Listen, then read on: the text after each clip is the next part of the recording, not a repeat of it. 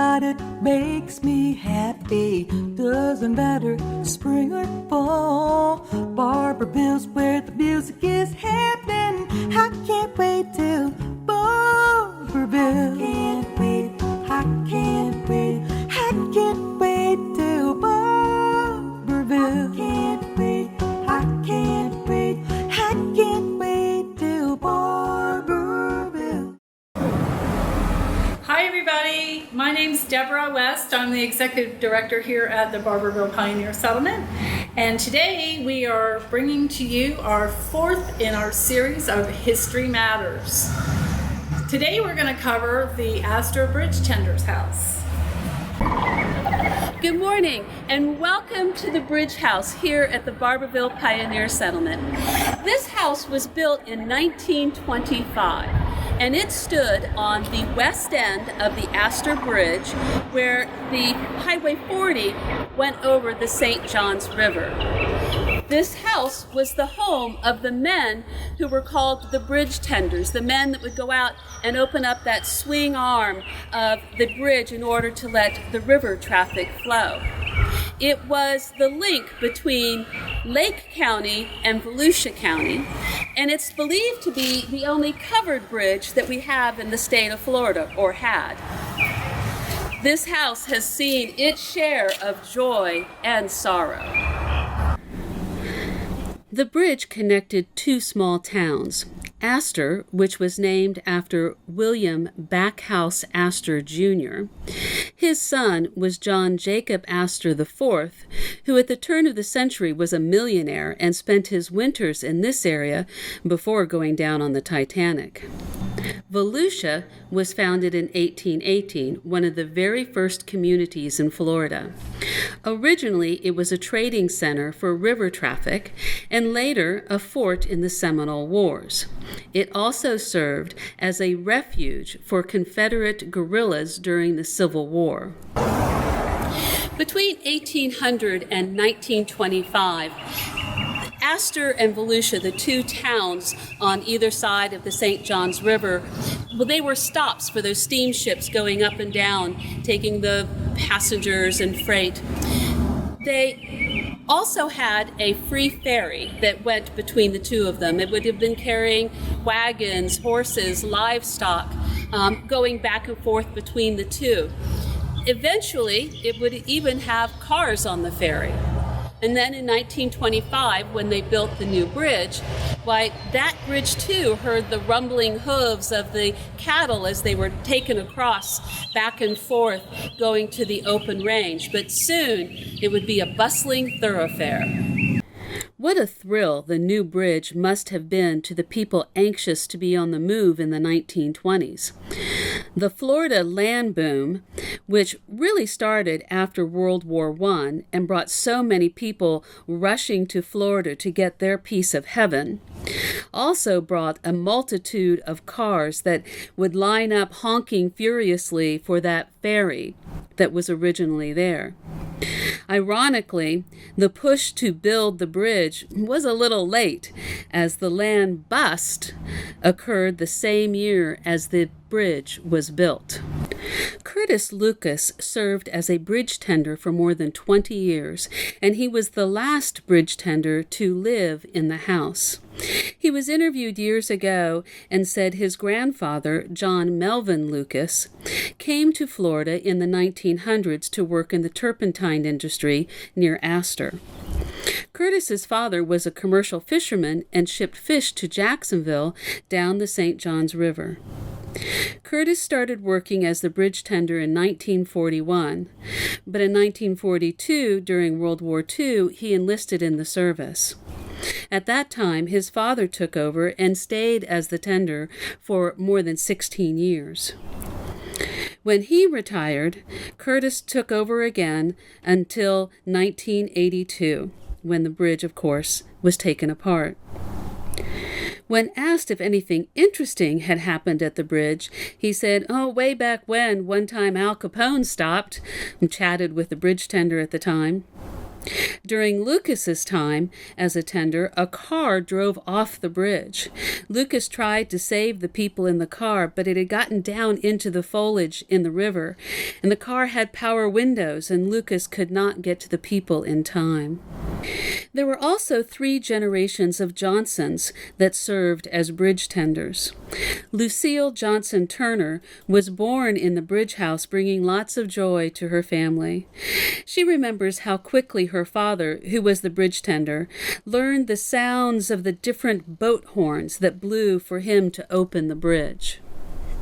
When it came time to replace the old bridge, the bridge tender's house was no longer needed. Soon after learning that it was to be demolished in 1978, Laura Bell spearheaded a drive to obtain the house and canopy for public display. It took 2 years of letter writing to convince the State Department of Transportation, but eventually she persuaded them to donate the building to the settlement. Some people wanted to know why anyone would want to keep the old building, and Laura Bell responded that it was a great day for the settlement and that they thought the old building would certainly add to the historical museum. She stated that one of these days, that old building will be of real value to the entire community. Getting permission from the state was one thing, but once they got the go-ahead, then Laura Bell had to get approval from the residents to put the canopy over Lightfoot Lane, which at that time was an open road passing through the property that was once owned by the Volusia County School Board. It was years later that the settlement became a standalone nonprofit and the road was privatized. However, the house could not be immediately moved to the settlement, as it was too large to fit over the old bridge, and so it had to be moved to the property of the Blackwater Inn, which was right beside it. When the Blackwater Inn was sold, it had to be moved again to the Lucas property. For the first move, it cost $2,500, and the second was another $2,000. After that money was raised and spent, then again they had to raise enough money to cover the final move to the settlement, as the settlement's coffers were nearly depleted. Laura received no financial help from state or federal historical agencies, so she was once again reaching out to the community for assistance. For Laura, fundraising had become a way of life. She stated that fundraising has gone on for so long and it seems as if it will continue. But along the way, we've made many friends. There were multiple fundraising avenues, from letters and Save the Bridge flyers to ads in the paper. Picnics and dances were held at Ponce de Leon Springs. They even had Save the House parties with bluegrass music and plenty of food. One was described as a shindig going on in the parking lot of Lee's Grocery in Astor from 4 p.m. till the cows come home. And on Sunday, they would start right back up after church let out. With enough money raised, T.A. Youngblood movers were called again. Hindering the move were 24 power lines and telephone lines on Highway 40, so power and telephone crews had to pace the journey, lifting up the lines to allow the 24-foot-high building to pass. They even blocked off the entire 6-mile stretch of 40 to vehicle traffic, which all had to then be rerouted. Finally, on Wednesday, September 10th, 1980, the house traveled that 6 miles by trailer, averaging 1.5 miles per hour, straight down State Highway 40. It took them 4.5 hours, setting out at 11 a.m. and finally reaching the settlement about 3:30 p.m. I have been digging in the museum archives again, and I found an interesting article from the 1980s. It was talking about a feud that was happening between the residents of Astor and the residents of Volusia.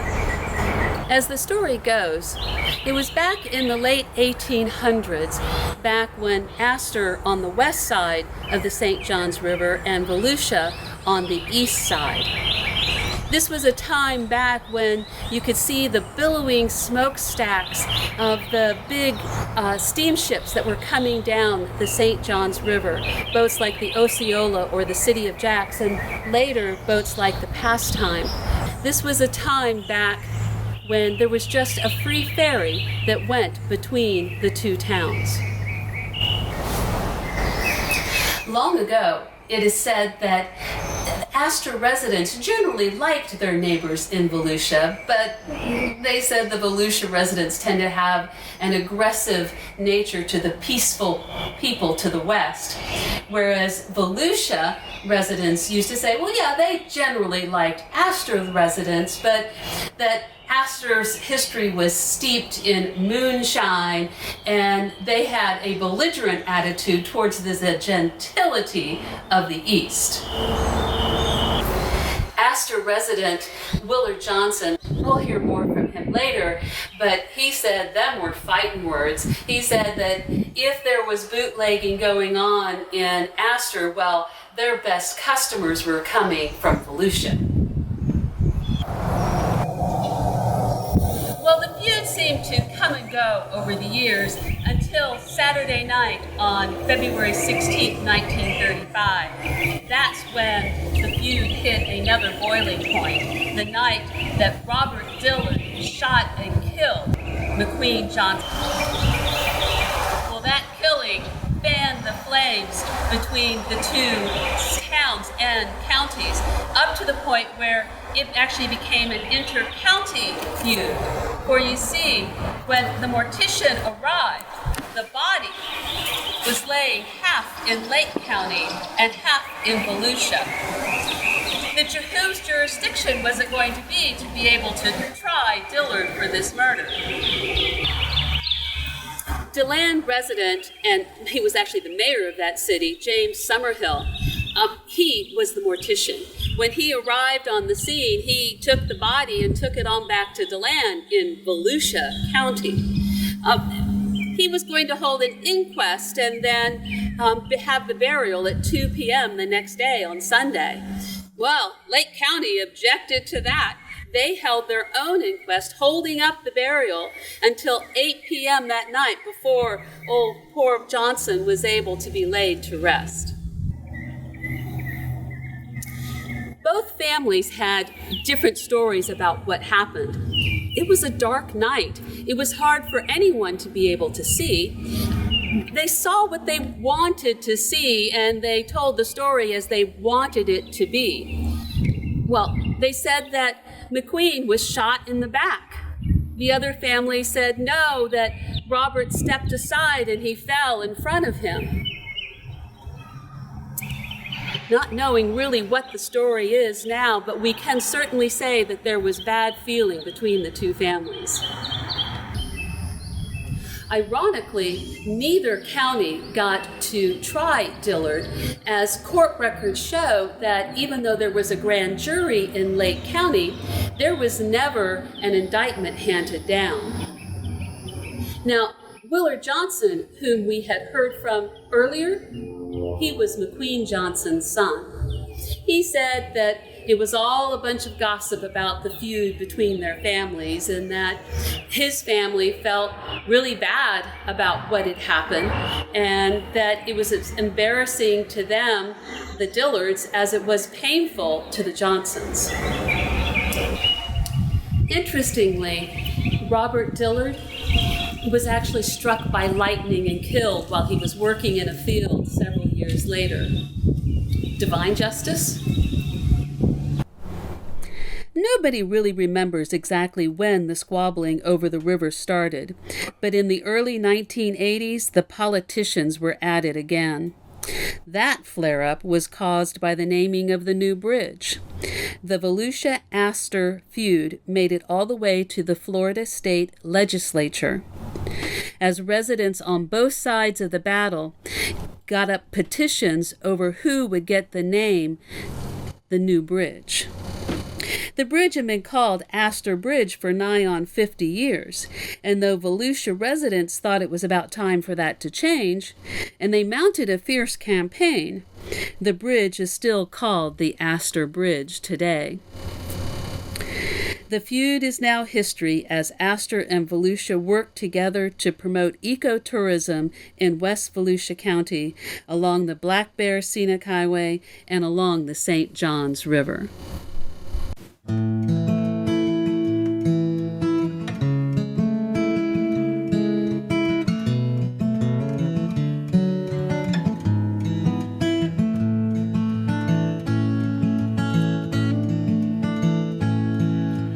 Gateway on the St. Johns, this Bridgehouse was a home to tenders and their families, though now it stands alone. Its history tells a story, a remnant of the past, of simple lives and simpler times, whose time ran out too fast. Built in 1926, with Astor in decline. Not long before the hotel burned, they closed the Eustis Railroad line. The cars on State Road 40 would mostly pass straight through, while boats moved north to Jacksonville and south towards Sanford too. The watchmen on the river along the St. John's flow, who manned the gate and raised the bridge, watched road and river traffic grow. The old St. John's caregivers found shelter in this place. It served them well, this old bridge house. It stood for years with grace.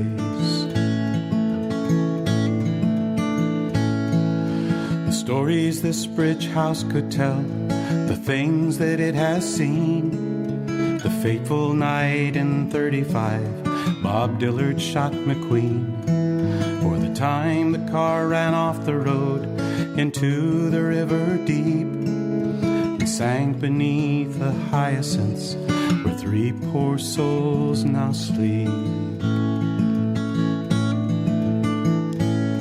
With Volusia on the eastern side, Lake County on the west, the Bridgehouse sat between the two, forever you might have guessed. But the wheels of progress also turn, and time moves on apace, and like the old gives way to new, the old bridge was replaced.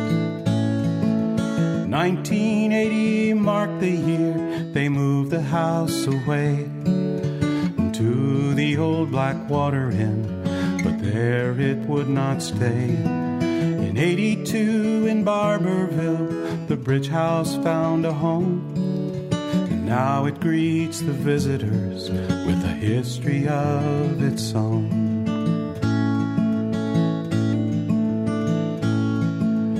Gateway on the St. John's, whose time again has come, a memory of days gone by.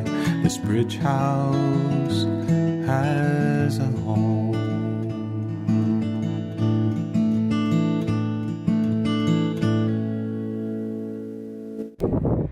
And now the Bridgehouse is our welcome center. This is the first building that you will come to when you come to the settlement. You'll come in here to pay your nominal entrance fee. Good morning and welcome to the Barberville Pioneer Settlement. We do have a nominal fee when you come to visit. Adults are $8, seniors and veterans are $7, and children are $4. We do have a self-guided tour. There are 19 buildings on our property for you to look at as you come in. The Bridgehouse here not only serves as our welcome center, but it has a store that has items here that are available for purchase. Sometimes this is for when our country store is not open. We sell a lot of products that we make here at the settlement. We hand make these rugs when we have our school kids here and doing their programs. They help to make these rugs and then we sell them in the store. We have candles, which they also help make. We have items here. We have our peacock feathers from our peacocks.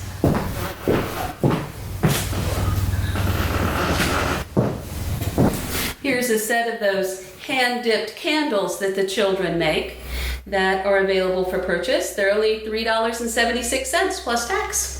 So $4 for a nice set of hand-dipped candles.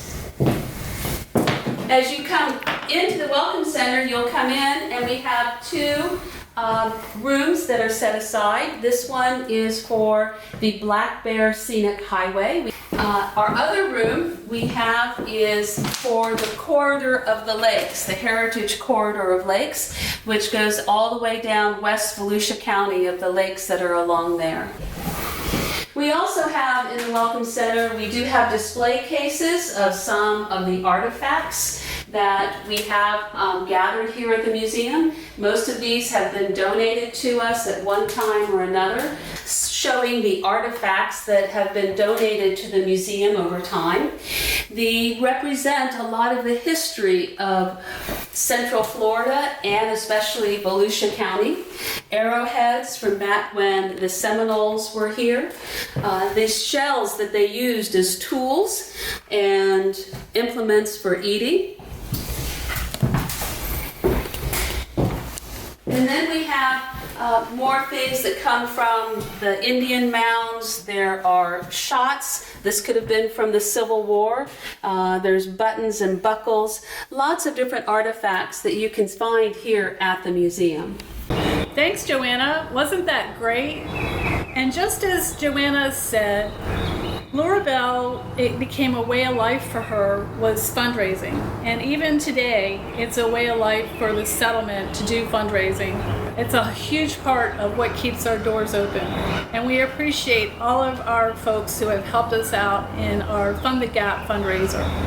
And in addition to that fundraiser, we do a lot of other things as well. And I wanted to show you today, we have our Songs of the Settlement CD, which you may hear some of the music in the background of some of these History Matters productions.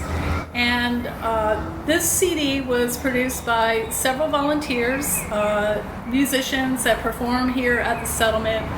It was completely donated, all of their music, all of their time, all of their talents, and we're so thankful for them. And the CD you can get on our website in our store.